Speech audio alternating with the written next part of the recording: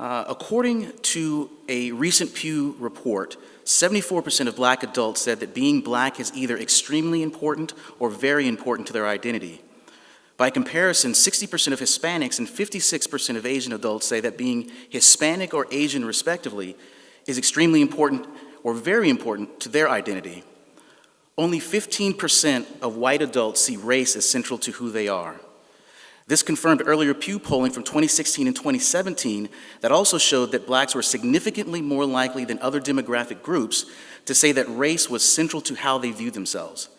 It's obvious, be it from these surveys or lived experience, most blacks see race as central and critical to their identity at levels not seen amongst their demographic counterparts. Now, racial identity has been a priority for black Americans since the end of the Civil Rights Movement. However, our racialized identity is too narrowly and intrinsically defined and dependent on racial victimization or oppression. Collectively defining ourselves as racial victims has resulted in blacks suffering from a negative self-image and a crisis of being in the post-civil rights period of multiracial integration. Racial victimization, crucial to our identity, is partially seen as a result of not having reached socioeconomic equity with whites. Now, that a racial gap exists is enough proof for some to confirm the persistence of systemic racism.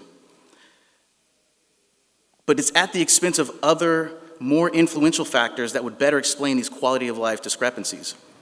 Essentializing our race, along with the conviction and customary exploitation of racial grievance, gained traction with the Black Power movement. This followed the moral revolution for freedom and justice and was a more aggressive movement that emphasized black race pride and identity, pursued social and economic access that required outcome-based equality, and demanded financial reimbursement for past sufferings. This was the beginning of our identity crisis. Consequently, a general awareness of racial self-doubt and unresolved feelings of inadequacy are the products of belonging to a cultural group whose legacy of inhumanity was rooted in slavery, then as second-class citizens under segregation. Considering this heritage, it's understandable to a degree that this endowment would contribute to a sense of racial insecurity or a lack of national belonging. In response to these feelings, blacks have repeatedly attempted to reinvent or redefine black identity to elevate in-group self-esteem. The intergenerational efforts to racially redefine who we are in pursuit of pride may be the reality that too many blacks have little to no conception of who we are apart from historical oppression. It could also be an indirect acknowledgement that we haven't taken full advantage of validating ourselves through innumerable opportunities that are now open to us thanks to the racial victories of the 1960s. Taken together, this has significantly compromised individual and group self-determination and confidence, self-understanding, and earned achievement conditioned only on our ability to excel. The principal importance put on racial identity, its dependency on racial victimization, and the psychological consequences of our identity being contingent upon victimization has led to this identity crisis. This crisis is defined as being dependent on our politicized racial identity, which consists of cultural traits, ideological preferences and demands, political support and behavior, the relationship with historical oppression, and the subsequent grievances, the latter of which has precipitated a broad sense of entitlement. This identity crisis is further defined by the insistence that people, groups, and institutions or society in general treat us with a certain racial privilege, granting us special dispensations as restitution for historical discrimination, said to be tied to the contemporary causes of black suffering and underdevelopment. Because blacks suffered in the past, it's suggested that it's not only unfair, but it's unreasonable to hold blacks to universal measures of character and the rigor of merit-based achievement. Contemptuously, this broadly accepted idea declares that blacks are still victimized by discrimination, such that anyone who judges blacks as equals is essentially blaming the victim. This is the opposite of Reverend Martin Luther King's dream. Now, when candidly examined, these special privileges have been consistent with lower standards and expectations for blacks when compared to our peers. But if we're really being honest, we know this delicate treatment is increasingly distinguished by having no standards and no expectations with respect to black intelligence and capability, be it in moral, academic, social, and economic capacities. Ladies and gentlemen, this is the hard bigotry of no expectations, self-destructively permitted by blacks and validated by far too many whites. This is what racial dependency has done. This compassion-based bigotry is thought to be more favorable to blacks than being judged by the same principles and expectations as our counterparts. Blacks approving of lower standards not only undermines our aptitude, but places varying levels of black accomplishment under suspicion. Any individual or group that lacks confidence in their ability to succeed will embrace lower standards or the removal of standards altogether as a means for advancement. This is a form of self-contempt. It is the in-group reinstitution and admission that blacks are still separate and unequal. It reinforces the stigma of inferiority based on the metaphysics of race that justifies societal intercession on our behalf, doing for us what our intermediaries don't think that we can do for ourselves. This paternalism encourages and reinforces black disempowerment and black disability. And I have to say, manufactured merit and equity are always and everywhere the enemy of black development because it incentivizes trading on the presumed racial weakness rather than our own ability, which is naturally developed through trial and error.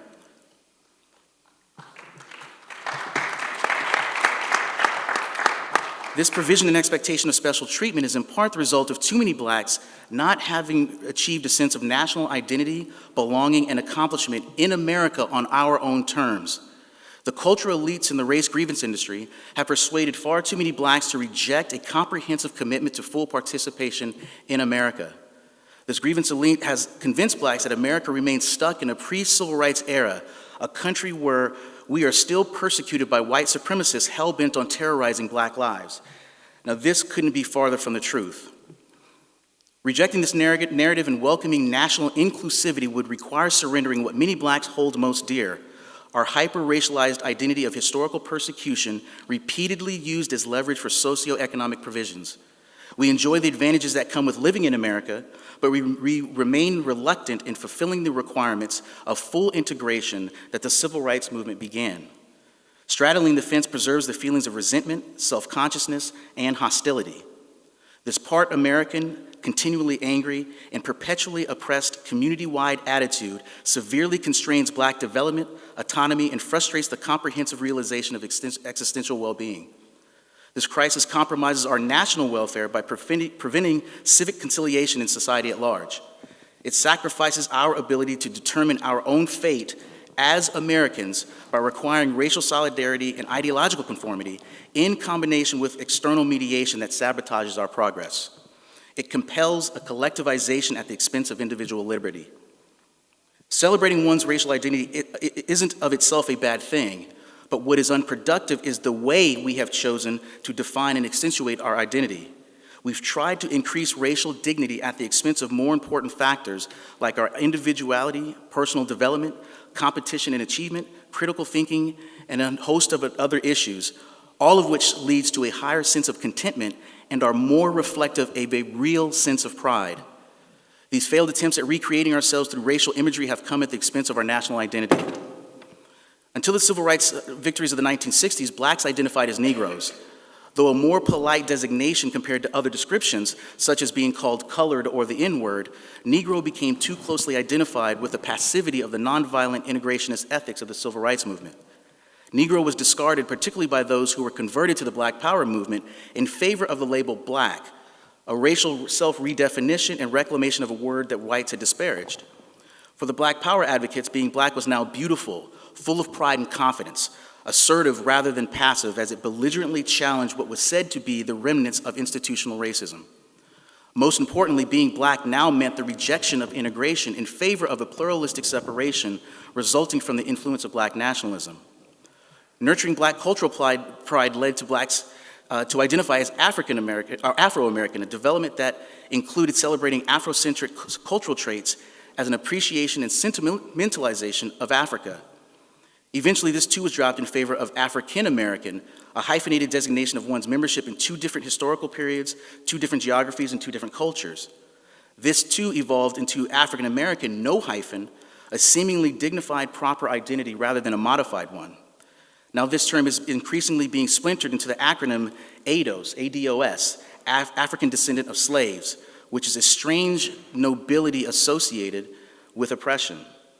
The splintering also includes a more destructive sociological construct, the catch-all term people of color, which is a clear throwback to colored people, an unpleasant appellation given to blacks during segregation. We've come full circle.